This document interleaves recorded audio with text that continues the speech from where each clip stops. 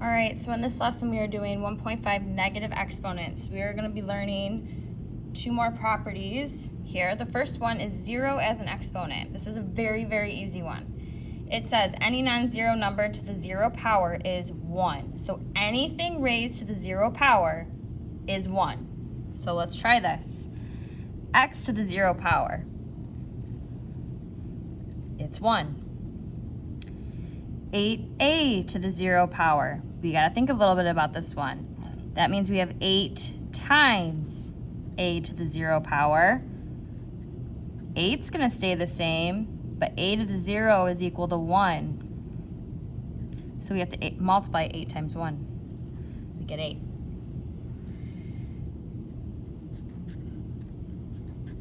$56 to the 0 power. Well, anything to the 0 power is 1. So that's a very easy property to try to remember.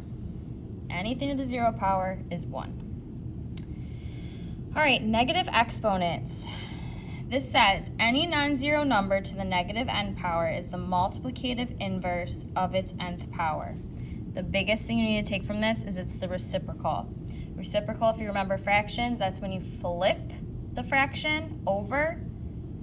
That's what we're doing here.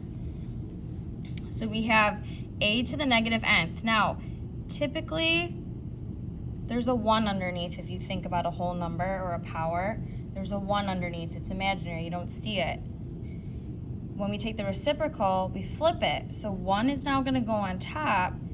A to the nth is going to be on the bottom, and we get rid of the negative sign. So I made this note. You must rewrite negative exponents as positive exponents. We only want positives, unless the directions say differently. All right, so example 1. 7 to the negative second power. They want us to write this with the positive exponent. So you're going to take the reciprocal. We're going to put 1 on top, 7 on the bottom, drop the negative. We just have 1 over 7 squared. Example 2, b to the negative fourth. So I'm going to take the reciprocal. 1 goes on top, b. Now we have a positive 4 as an exponent. Example 3, negative 2 to the negative third power. We have a negative exponent, so we're going to put 1 on top. Negative 2 stays the same. Negative 3 is going to change to a positive 3. So you're flipping it, you're putting 1 on top, you're getting rid of the negative sign with the exponent.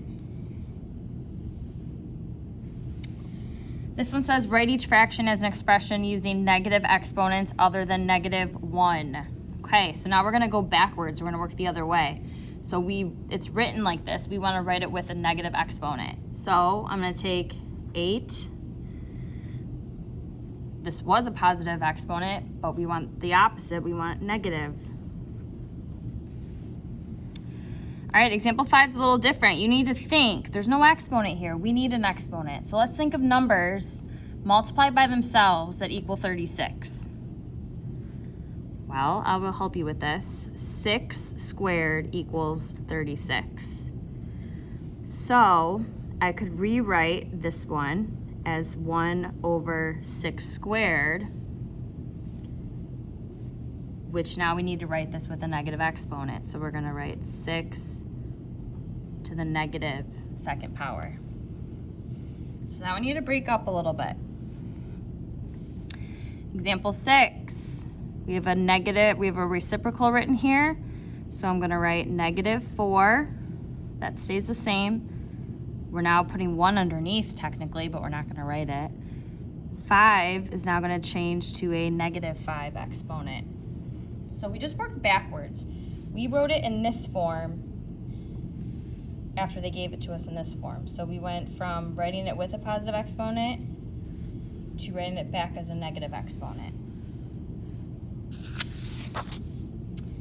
All right, a couple more properties here. Same properties you've already learned, but this time we are using negatives in here. Okay, so we just got to remember negative rules. If you need a calculator, you may use it. So remember, if you're multiplying powers with the same base, you add the exponents. When you're dividing powers with the same base, you're subtracting the exponents. Just want you to remember that. We are going to have negatives mixed in. Okay? okay? So, for this first one, we have 3 to the negative 8th times 3 squared. So what I'm gonna do is write 3, stays the same, and I'm gonna take that negative 8 and I'm gonna add it to 2 because we were multiplying these two powers. So now when I solve that, I get 3 to the negative 6th. Now the answer, we do not want an answer with a negative exponent. So we have to write the reciprocal. 1 over 3 to the 6th.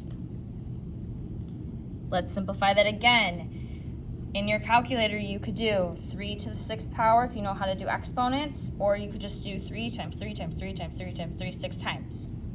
When you do that, you get 1 over 729. So you really got to take this step by step. We're starting with these power properties. All right, for this one, we have n's are the same, so n stays. We're multiplying here, so we're going to add the exponents. So when we do that, 9 plus negative 4 is n to the 5th. It's positive. We don't have to do anything with that. All right, this one's written a little differently, but it's the same thing. We have 4, and then we have the bases with a. So I'm just going to separate this a little bit. 4 times a, we have 1, a to the 1st, plus a negative 2.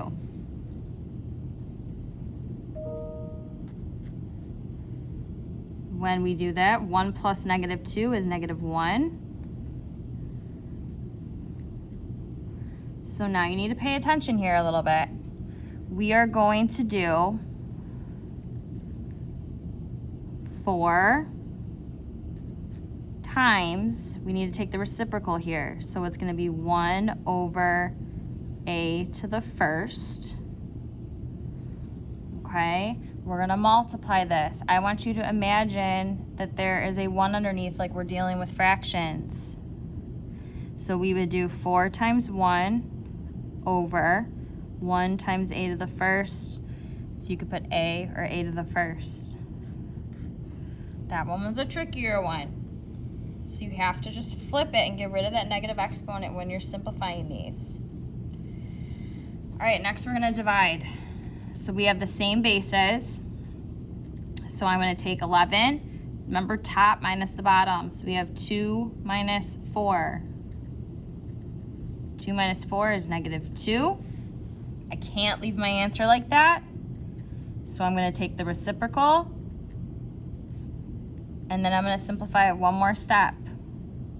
11 squared is 11 times 11, which is 121.